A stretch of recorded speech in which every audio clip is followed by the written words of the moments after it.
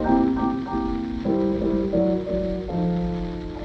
must remember this, a kiss is still a kiss, a sigh is just a sigh. The fundamental things apply as time goes by. And when two lovers woo, they still say I love you, on that you can rely. No matter what the future brings as time goes by. Hello, I'm Bob Warner. I'm pleased to announce a second location of Warner's Gas Service at 992 Conklin Road in Conklin. You'll see many of the fine products there as we have here in Vestal. Burl King gas grills, grill parts, and we'll refill your propane tank and even your motorhome. Stop in and see our friendly staff at 992 Conklin Road. We're very happy to serve you right next to Moxie's Restaurant, 992 Conklin Road in Conklin, where we're open Monday through Friday, 8 a.m. to 5 p.m., Saturday, 8 a.m. to noon. Stop in and see us, your new neighbor, at 992 Conklin Road. When it comes to home audio or video equipment, you demand performance. When you need the service to keep your gear in top shape, depend on Hiles Audio. Hiles can service your equipment right from the start with warranty service available on over 50 brands of audio, video, and other electronic products. That means Hiles can service old and new stereos, VCRs, TVs, and all home electronics, no matter where they were purchased. With over 20 years in business at the same location, Hiles knows electronics. Hiles Audio, Harry L. Drive in Johnson City. My wife. Hi, honey. I'm hovering over I-86. Traffic, bumper to bumper. No, I can't drop in on your relatives in Johnson City. I'm a cloud. You wanted low-lying vapor? You should have married Foggy. What am I doing today? Just watch weather on the 10s on YNN. With updates every 10 minutes, you can always keep track of me.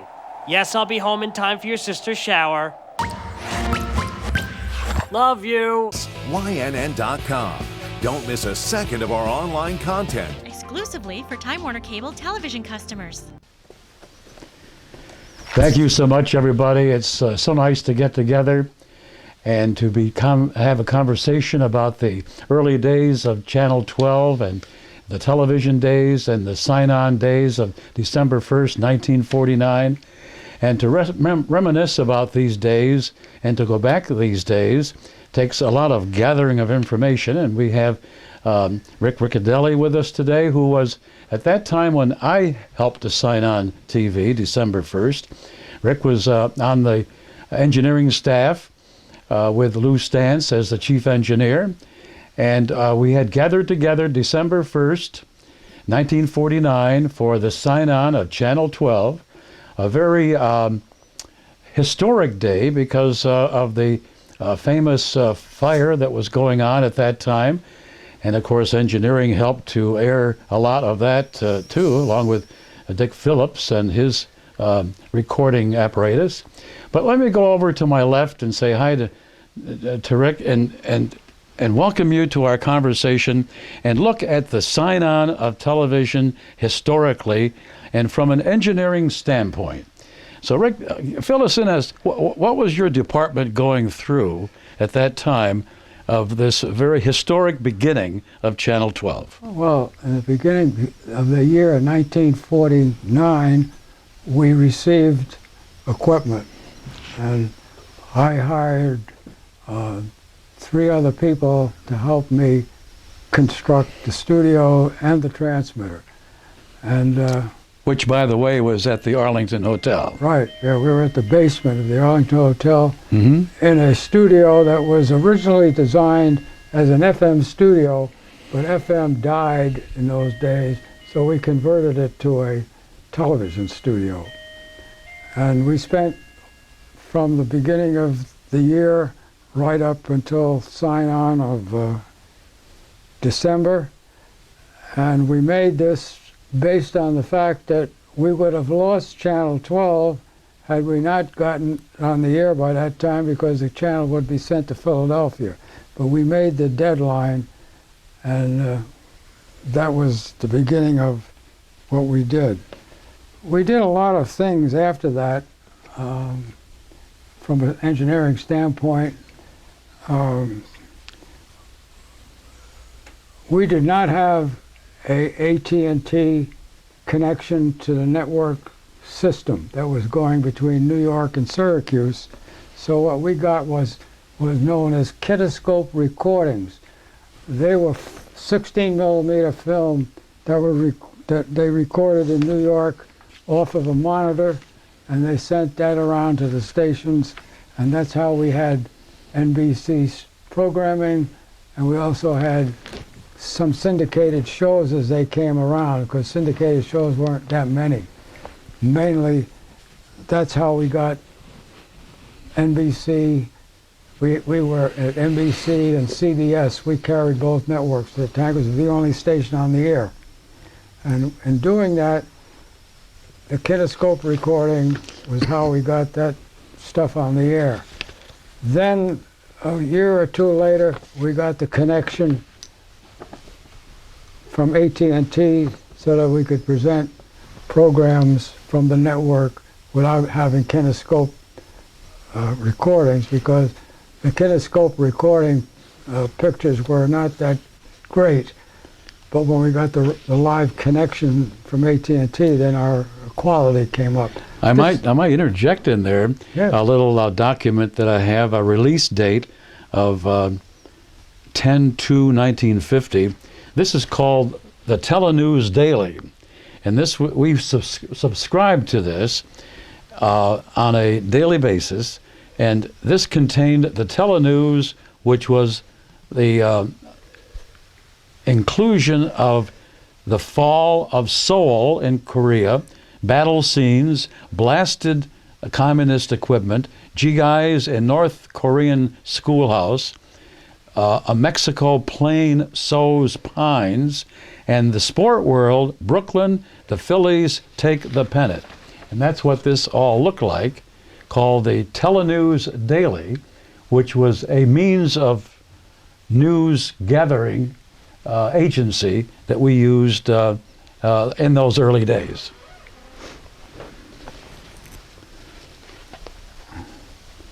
Okay, and that the film of the fire, which was the building across from the Arlington, we filmed that on 16 millimeter film because we had not gotten the cameras up to speed. We didn't have them available. So one of our people who was a photographer shot that fire, and one of the things about that fire film was we had, before signing on, we had a test pattern all day long, and people watched this test pattern and got a little upset. They want to know when we're going to show something that moved. So we finally got the film camera working, and we played the film over and over for the audience to see it. This is a newspaper article that refers to what Rick was talking about. That's the test pattern, WMBF TV, and a gentleman that's looking it over. And if I could jump in here too and mention that when you talk, it was called the Moon Block Fire. That's right. And this particular document that I have in my hand here is quite a collectible, because this is the original sign-on announcement that was made by the beginnings of television. For example, it says, "This is WMBF TV Channel 12, Binghamton, on the air nightly, Sunday through Friday. Here's the lineup of features you will see on WMBF TV tonight. Immediately following this preview, you will see films of yesterday's raging fire," that's the Moon Block Fire that we're talking about, "at Lewis and Shenango Streets in Binghamton, plus films of two other big fires in Binghamton's history. This WMBF TV camera men filmed yesterday's fire, and pictures of past fires that you'll see tonight were made available to us through the courtesy of Mr. Dick Phillips of Binghamton. The narration for this feature was written and will be given by Tom Cawley of the Binghamton Press. At 6:45, the Dumont Television Network, The show Manhattan Spotlight will be seen. At 7 o'clock, you'll enjoy another visit with Kukla, Fran, and Ollie. The gripping feature story Hands of Murder comes your way at 7:30, and a quiz show entitled Who Said That will be seen at 8 o'clock, and a suspense mystery, The Clock, will be seen at 8:30. WMBF-TV signs off at 9 o'clock. And that was our big feature long day on the air. Back to you. So, by the way, that film was also shown to every fire station because the firemen on duty didn't have a TV set, so we took a TV set and showed them. We went around all the fire engine companies and showed them what they did while they were fighting the fire. Sweet as apple cider. I'm all fall. Football, kicking leaves, and the smells of the cider mill. Crisp apples, fresh cider, and donuts. The Cider Mill down in West Endicott, open every day from 7 till 6. Another generation of your favorite fall treat. Hello, I'm Bob Warner. I'm pleased to announce a second location of Warner's Gas Service at 992 Conklin Road in Conklin. You'll see many of the fine products there as we have here in Vestal. Burl King gas grills, grill parts, and we'll refill your propane tank and even your motorhome. Stop in and see our friendly staff at 992 Conklin Road. We're very happy to serve you right next to Moxie's Restaurant, 992 Conklin Road in Conklin, where we're open Monday through Friday, 8 a.m. to 5 p.m., Saturday 8 a.m. to noon. Stop in and see us, your new neighbor, at 992 Conklin Road.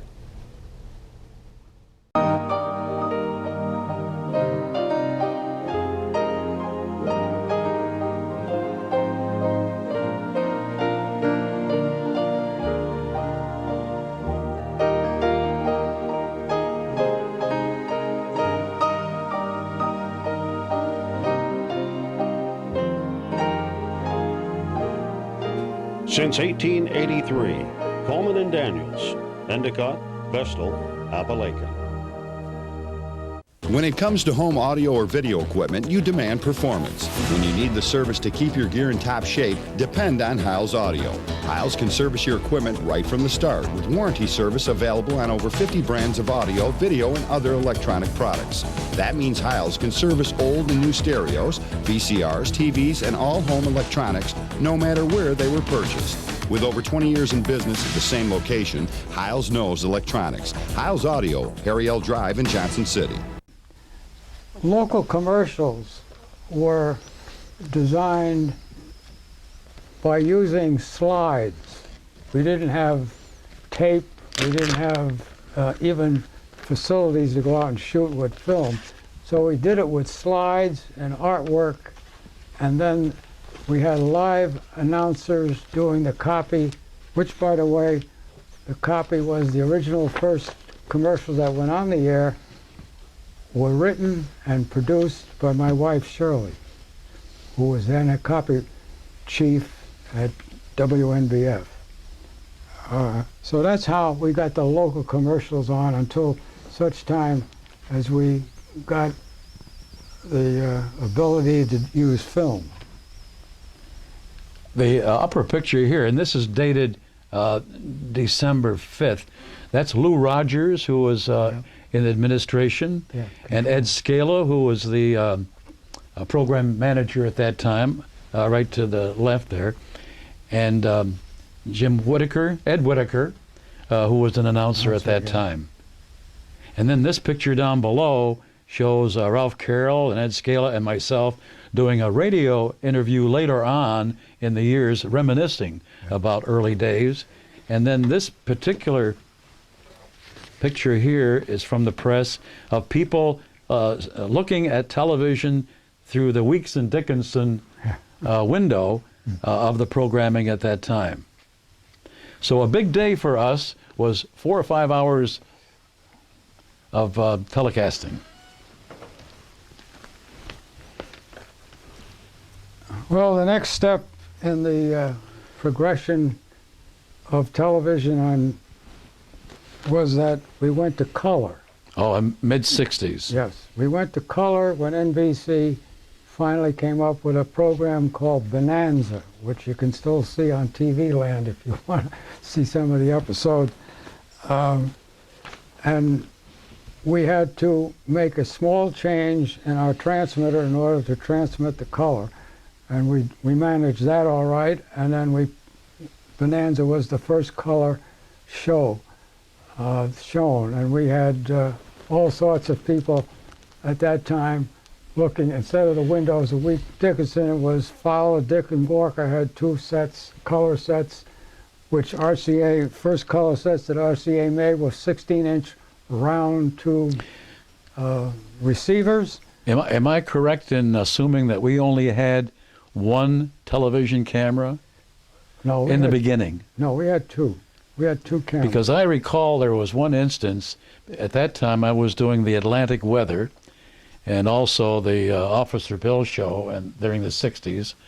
And it seems to me that I had the Atlantic weather in the evening and had to record some of the statistics like the barometer reading and the current reading and blah, blah, blah, and do it on a separate camera to be inserted in the show later on. Because we only had the one camera. No, we had 2 cameras. 2 cameras. If we ever had one camera, it was because the other camera wasn't working. Well, maybe that was going on at the time. Who knows? That was always the question. In those days, we used to sign on at 5 o'clock or whatever he showed, and we got there at noon to turn on the equipment because we never know if it was going to work or not. Yep. So we have a lot of problems. And just to digress a little bit from it, I had my first television appearance. At the end of each night, I told the people what our technical problems were. Report to the people. So that they wouldn't get some service people saying, oh, there's something wrong with your TV set.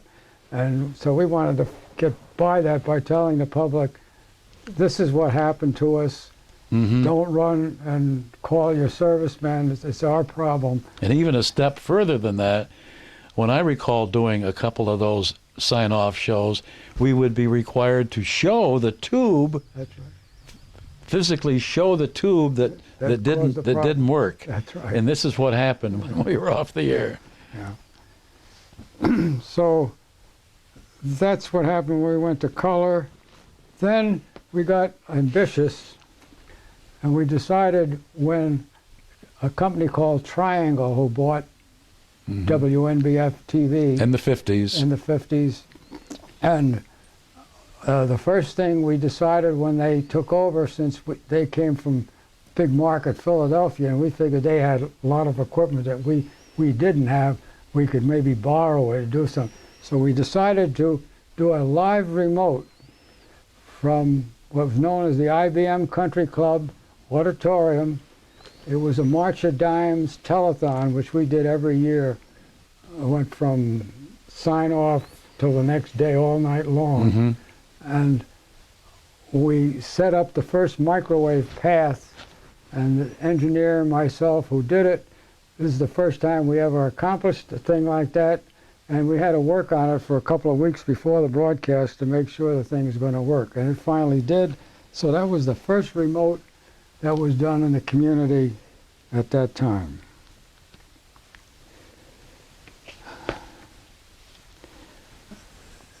We then progressed into videotape. That was the next technological advance. First videotape machines were made by RCA. They were on a 2-inch wide tape, large wide tape, and recorded it in black and white. We still didn't have color tape yet. This is still black and white stuff. And Ampex came up with a machine that did the same thing. And those are the 2 companies who made videotape machines. Later on, by making changes in the electronics, we were able to go to color on tape, which is 2-inch tape. By the way, the 2-inch tape was the drowning in the river that the firemen went in. That's what it was put on eventually. So anyway, we went to tape, and then after we got that under our belt, we decided that, well, 2-inch tape is a little cumbersome to handle. So we finally found companies started to make videotape on 1-inch tape. And eventually, of course, the technology got, in fact, there's a little story about Fred Heckman and I. One time, where we had the machines, they were huge machines. I mean, they just took up half this room. And Fred said, I don't think we'll ever have one of those in people's home. We'll never have videotape in people's home. Would that have been in the 70s? Yeah. So I said to Fred, don't bet on it. So, of course, we all know what happened later on. Everybody got tape machines in their homes and recorded things and do whatever they wanted to do with it. So that was the next step in the technology of the television that we went through. Sweet as apple cider. When my kids get antsy, it's off to the cider mill. Even Mom comes home a new person. The Cider Mill down in West Endicott, open every day from 7 till 6. Another generation of your favorite fall treats.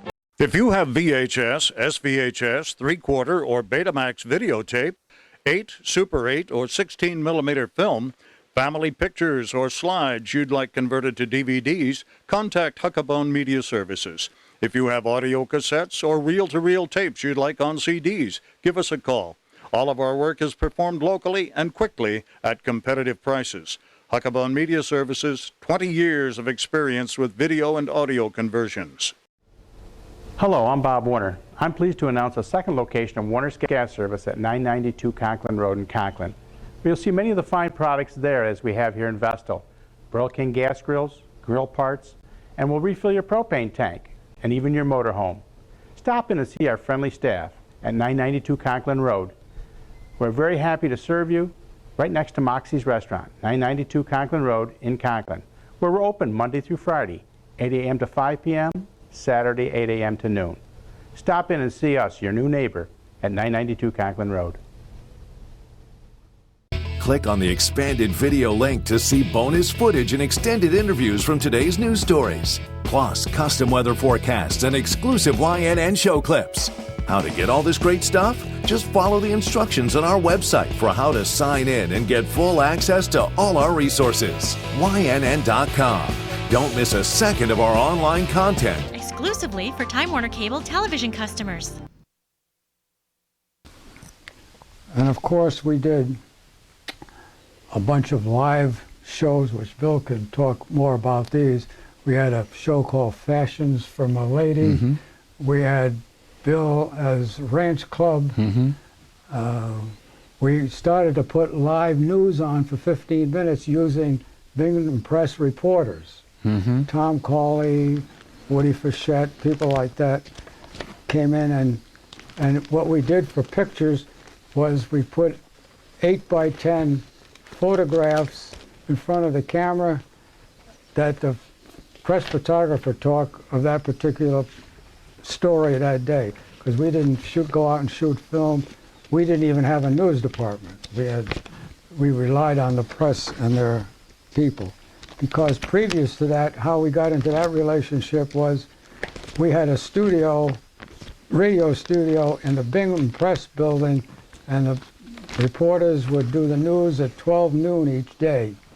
And that's how we got the relationship with the newspaper. So we did live shows like that in the studio. We also had a cooking show. I don't remember you remember? Helen Baldwin, yeah. Yeah. She did a cooking show which NYSEG, or whatever they were called in those days, sponsored.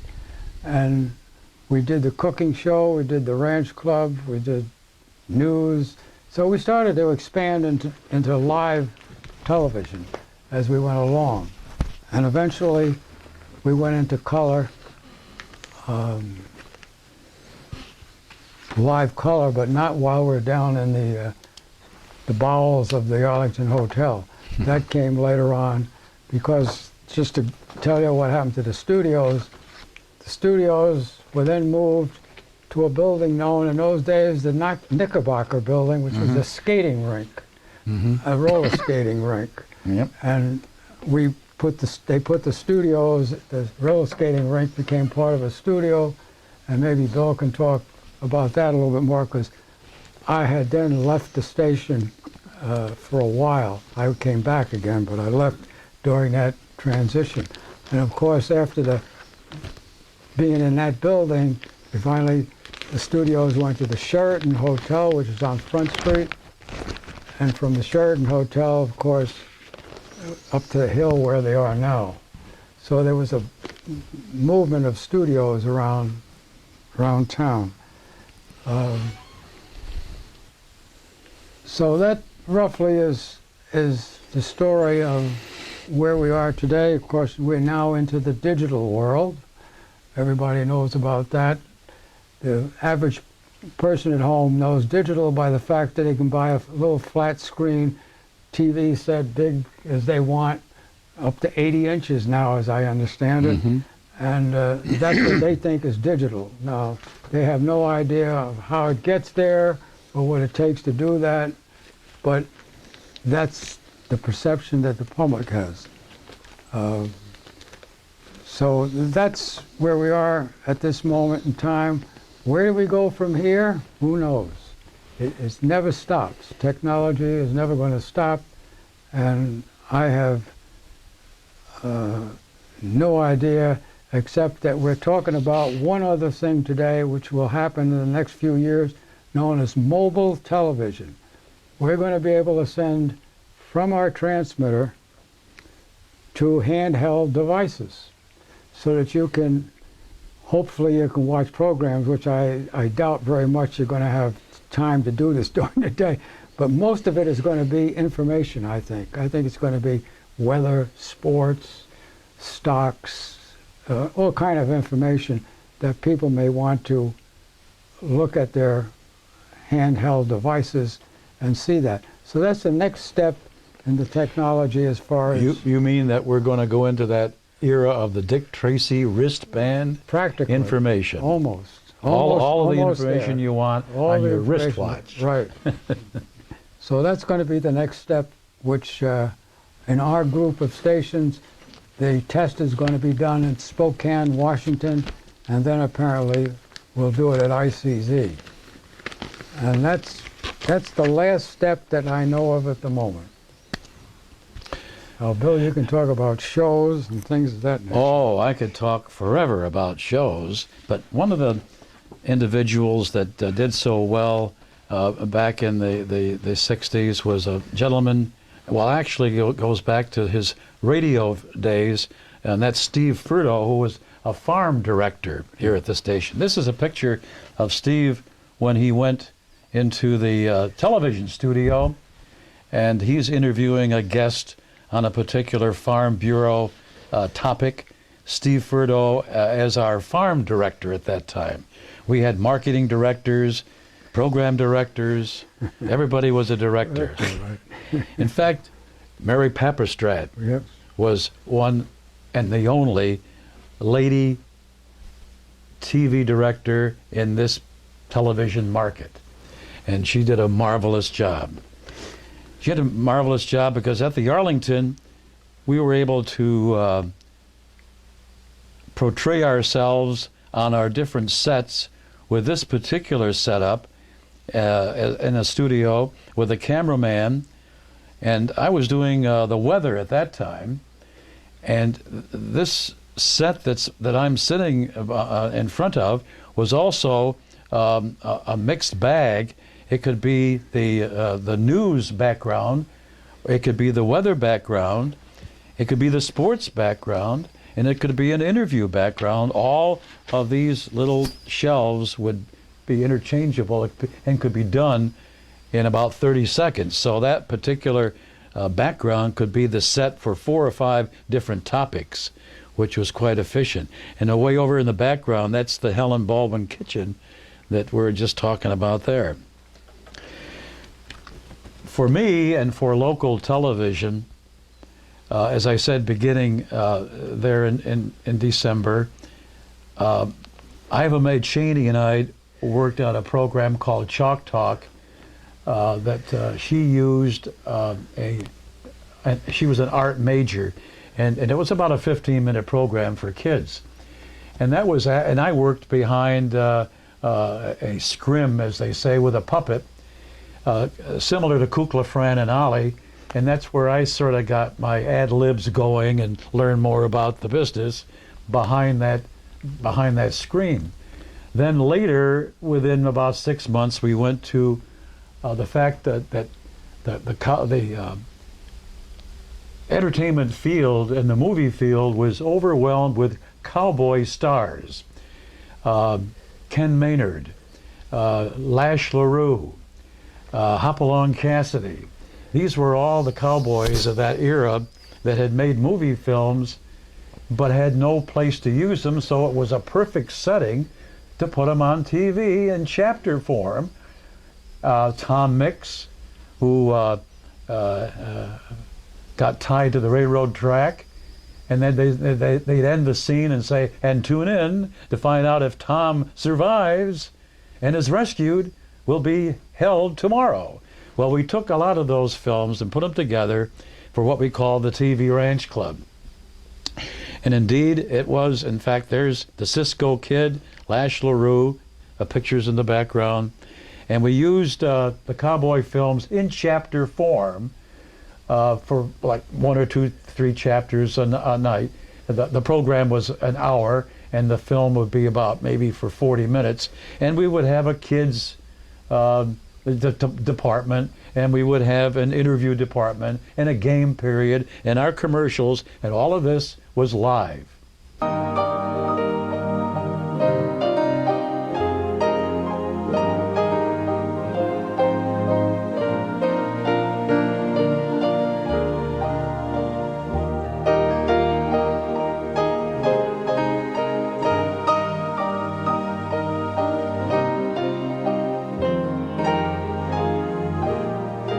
Since 1883, Coleman and Daniels, Endicott, Vestal, Appalachia. When it comes to home audio or video equipment, you demand performance. When you need the service to keep your gear in top shape, depend on Hiles Audio. Hiles can service your equipment right from the start, with warranty service available on over 50 brands of audio, video, and other electronic products. That means Hiles can service old and new stereos, VCRs, TVs, and all home electronics, no matter where they were purchased. With over 20 years in business at the same location, Hiles knows electronics. Hiles Audio, Harry L. Drive in Johnson City.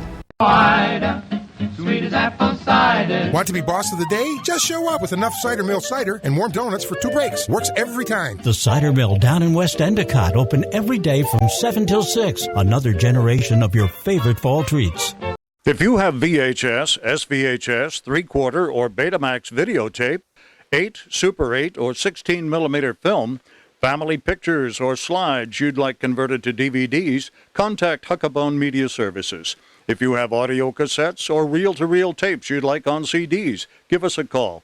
All of our work is performed locally and quickly at competitive prices. Huckabone Media Services, 20 years of experience with video and audio conversions. And you can imagine Gale's Hot Dogs was a major, Spalding Bakeries was a major sponsor. And, well, a new product came along called Ready Whip, in a can with a little spout on the top. And the object of it was to advertise this new product to the public in the form of making a little dessert for Bill, myself, to enjoy. So this is live television. I was to make the little dessert with the cream, or with the biscuit and the strawberries, and the coup de grace was the topping of the Ready Whip. Well, as I say, this is live, and I think the cameramen wanted to make sure that the product would be working correctly. So unbeknownst to me, they shook the can up. And then later on, the director came in, unbeknownst to me, to make sure that that product was going to work all right, and shook the can up good. So here I am about ready to do live the ice cream, the biscuit, the strawberries, and the topping of Ready Whip, our brand new product. And here it is, folks. And all I did was bend that little can over about a little degree and just barely touched that little bomb with my finger, and it went squirting all over the studio. It went all over the camera. It went all over everything. And it was live, and wasn't that wonderful? But that was actually, these were all, as I say, it was live when it was happening. We were down at Fowler's department store. I think it was during the Christmas season. And I hope the reflection is all right.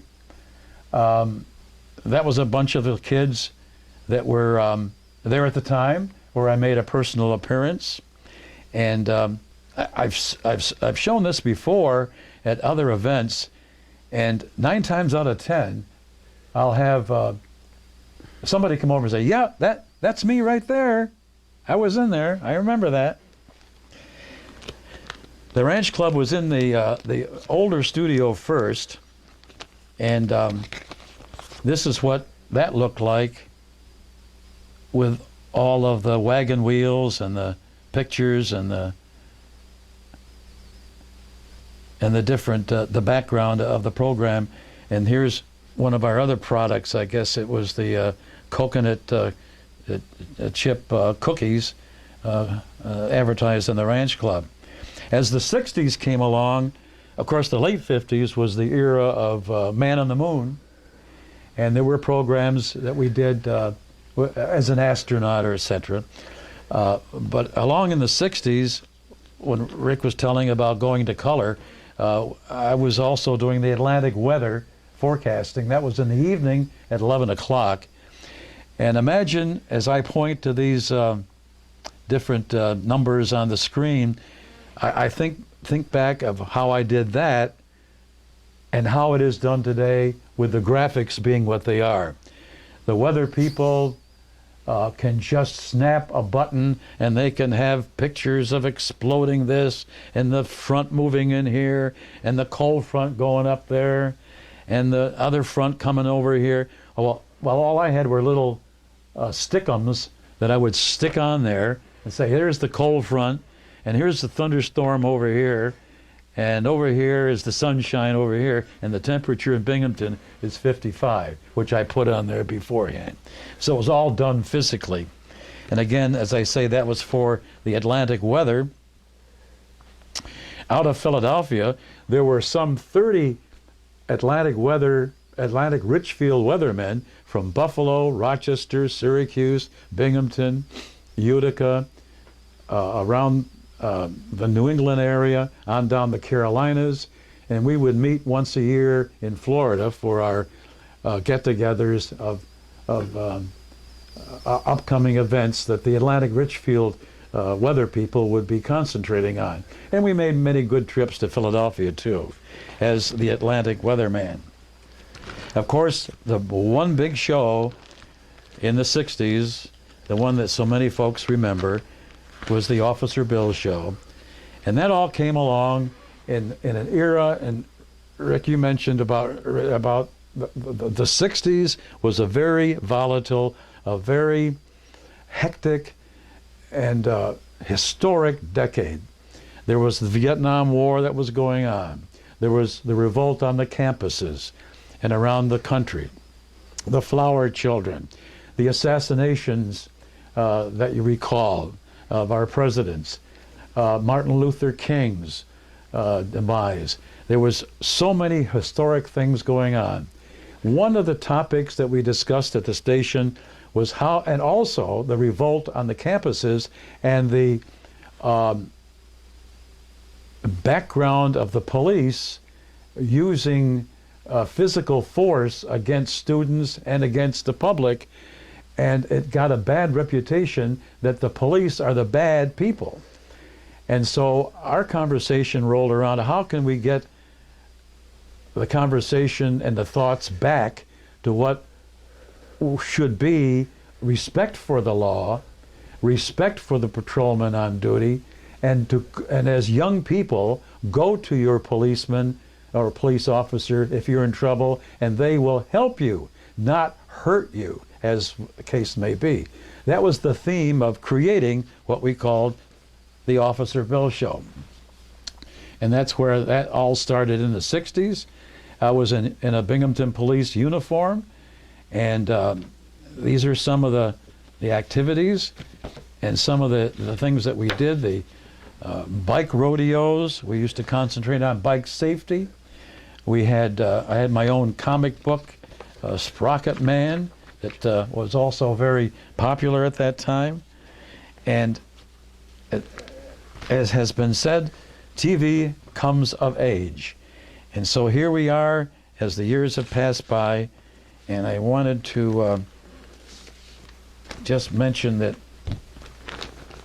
we have a dedication of over by the Delaware and Hudson Railroad of the tower that was the originating for communications, and that was been dedicated as a historic spot. And so, Rick, as you said, in television through the 60s, and then now into the 70s, as you said, the progress that was made and all that was happening, I drifted back into more of radio at that time, and talk radio, etc., into the 80s and 90s. But that's my little contribution to our conversation today. Oh, that's fine. Yep. Hello, I'm Bob Warner. I'm pleased to announce a second location of Warner's Gas Service at 992 Conklin Road in Conklin. You'll see many of the fine products there as we have here in Vestal. Burl King gas grills, grill parts, and we'll refill your propane tank and even your motorhome. Stop in and see our friendly staff at 992 Conklin Road. We're very happy to serve you right next to Moxie's Restaurant, 992 Conklin Road in Conklin, where we're open Monday through Friday, 8 a.m. to 5 p.m., Saturday 8 a.m. to noon. Stop in and see us, your new neighbor, at 992 Conklin Road.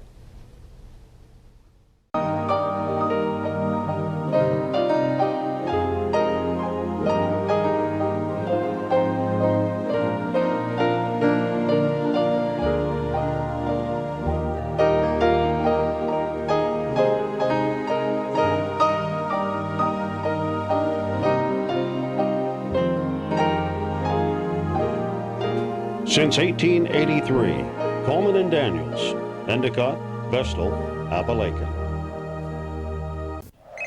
My wife. Hi, honey. I'm hovering over I-86. Traffic, bumper to bumper. No, I can't drop in on your relatives in Johnson City. I'm a cloud. You wanted low-lying vapor? You should have married Foggy. What am I doing today? Just watch weather on the 10s on YNN. With updates every 10 minutes, you can always keep track of me. Yes, I'll be home in time for your sister's shower. Love you. YNN.com is better than ever with expanded video content. Click on the expanded video link to see bonus footage and extended interviews from today's news stories, plus custom weather forecasts and exclusive YNN show clips. How to get all this great stuff? Just follow the instructions on our website for how to sign in and get full access to all our resources. YNN.com. Don't miss a second of our online content. Exclusively for Time Warner Cable television customers. Now, I want to go back and talk about WICZ and how it evolved. WICZ went on the air November 1st of 1957, and we had NBC as our network at that time. The Today Show had already been on for a while, and we then had the use of the Today Show. And one of the things about the Today Show was that our Fred Heckman did the cut-ins, the local news cut-ins during the Today Show. He did this for quite a few years. Before that, I hired him as a switcher when he got out of college, and then he went into this thing of doing the news cut-ins. How he got the news was ironic. He got it out of the newspaper, because we didn't have a news department. But he still... Doesn't everybody? And he did a great job. Now, the studios of ICZ landed on top of a Goodyear tire store on Henry Street next to the telephone building, and we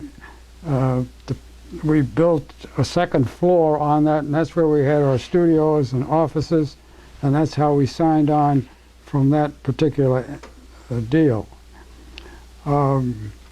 We, of course, started with black and white cameras because we weren't into the color thing at the time yet. A color camera, the first color cameras that RCA developed weighed 400 pounds. You can believe it. They were huge things. And that's because they were tube-type devices. We then went through all the tape machine progress. But one of the things that we did do is we did a bowling show out of a bowling facility off of State Street. It was a remote. We did that every Sunday morning, and we did that for about a year. We also got ambitious and decided to do tennis matches from Robinson's Hill. There was a tennis center, which is now defunct. It's not a tennis center anymore. And we did that on a Sunday afternoon through the summer months. And the reason we got involved into tennis, because our manager and the owner of the station were great tennis players. They were amateur tennis players, but they were into tennis. So that's how we got into that. We did that. We also did some programs from the mall.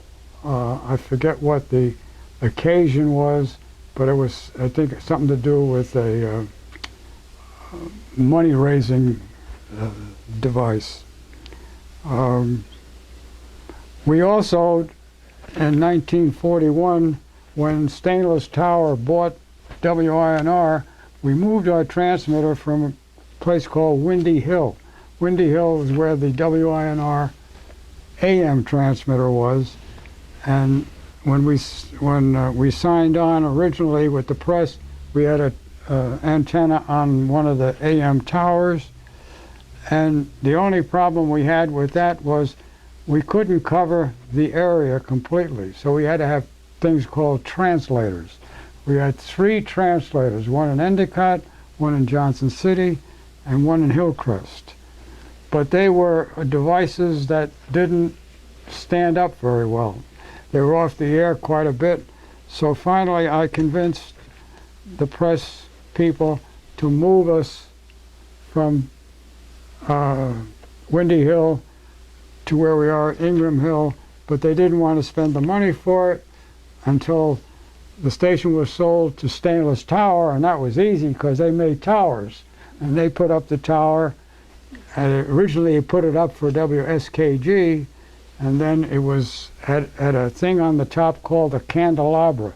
It had 3 places to put 3 antennas, and the object was that we were going to have SKG, WICZ, and WMGC, as they were known, to Channel 34. Well, 34 didn't want to pay for the rental fee, so they put up their own tower, and where they are today. And just to digress from that tower in April 1998 was blown down by a tornado that went through Ingram Hill at that particular, didn't touch our tower. It did damage one of the WNBF radio towers, and that was the damage done then.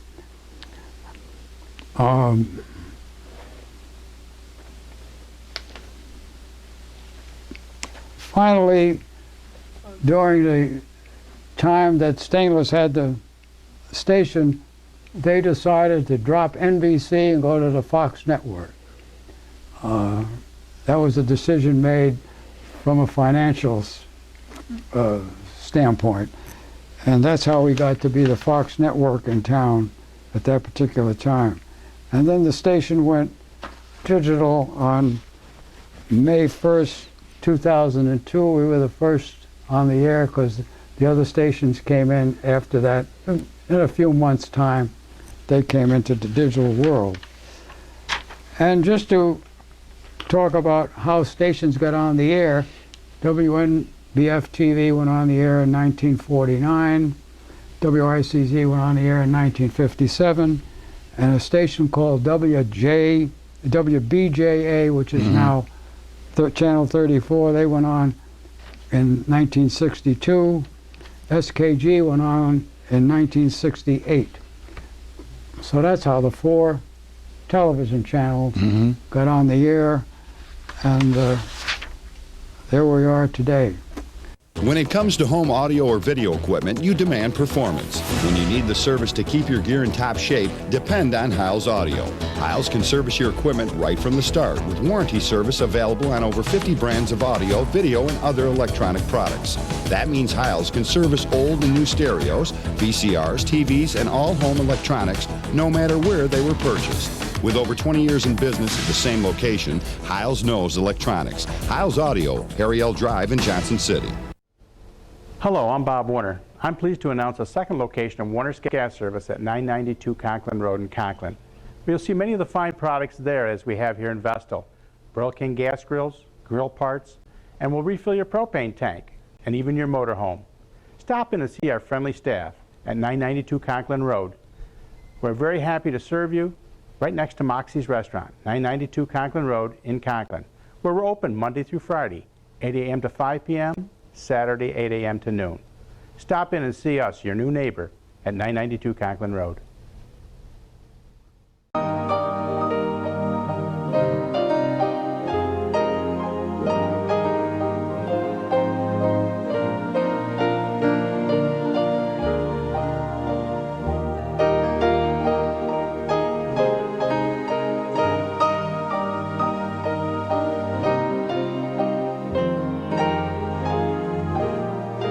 Since 1883, Coleman and Daniels, Endicott, Vestal, Appalachian. If you have VHS, SVHS, 3/4 or Betamax videotape, 8, Super 8 or 16 millimeter film, family pictures or slides you'd like converted to DVDs, contact Huckabone Media Services. If you have audio cassettes or reel-to-reel tapes you'd like on CDs, give us a call. All of our work is performed locally and quickly at competitive prices. Huckabone Media Services, 20 years of experience with video and audio conversions. There isn't much more that I can come up with, except there's a lot of personal things that happened, and I won't get into those because I can do that off camera sometime if you want to listen to them. The only other thing I would like to do, and I'm doing this as I don't know if all you know this, but my wife Shirley passed away in July of this year, and she did the first local commercials on WNBF. She became an assistant program manager while she was at WNBF.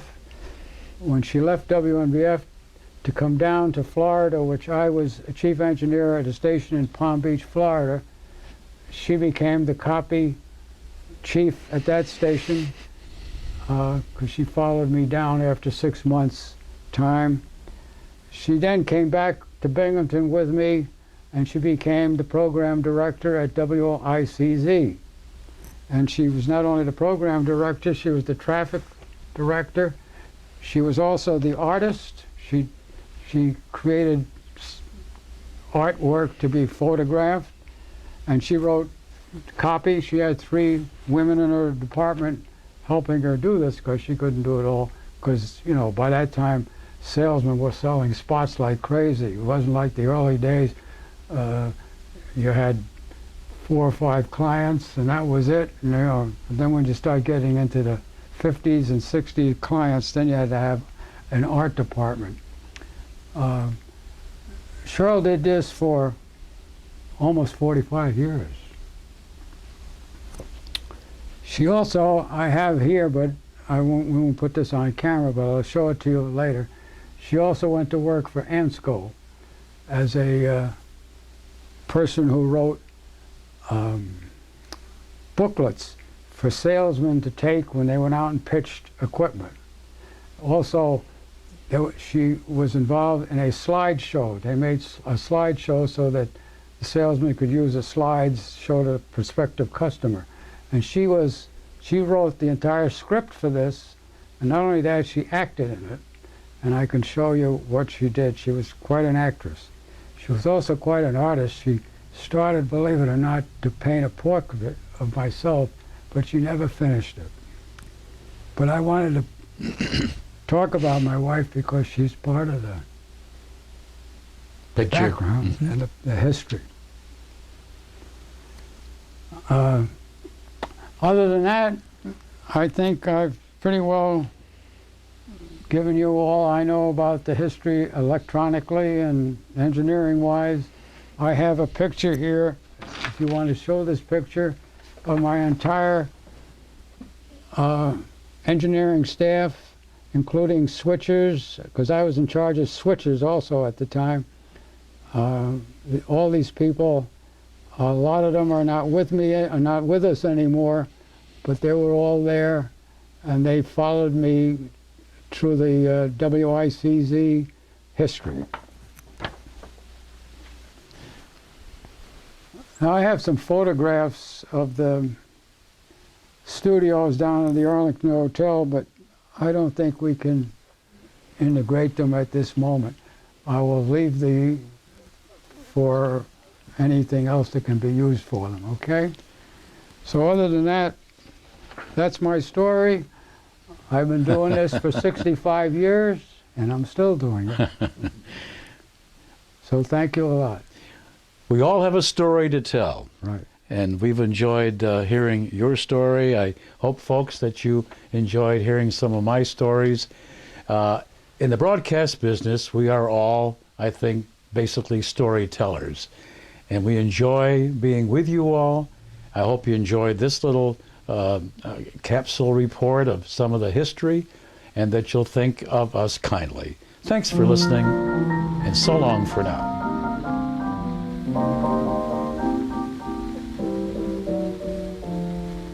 You must remember this, a kiss is still a kiss, a sigh is just a sigh. The fundamental things apply as time goes by. And when two lovers woo, they still say I love you, on that you can rely. No matter what the future brings as time goes by. Moonlight and love songs never out of date, hearts full of passion, jealousy and hate. Woman needs man, and man must have his mate, that no one can deny. It's still the same old story, a fight for love and glory, a case of do or die. The world will always welcome lovers as time goes by. This day and age we're living in gives cause for apprehension, with speed the new invention and things like third dimension. Yet we get a trifle weary with Mr. Einstein's theory, so we must get down to earth at times, relax, relieve the tension. No matter what the progress or what may yet be proved, the simple facts of life are such they cannot be removed. You must remember this, a kiss is still a kiss, the sigh is just a sigh. The fundamental things apply as time goes by. When two lovers woo, they still say I love you, on that you can rely. No matter what the future brings as time goes by. Moonlight and love songs never out of date, hearts full of passion, jealousy and hate. Woman needs man, and man must have his mate, that no one can deny. It's still the same old story, a fight for love and glory, a case of do or die.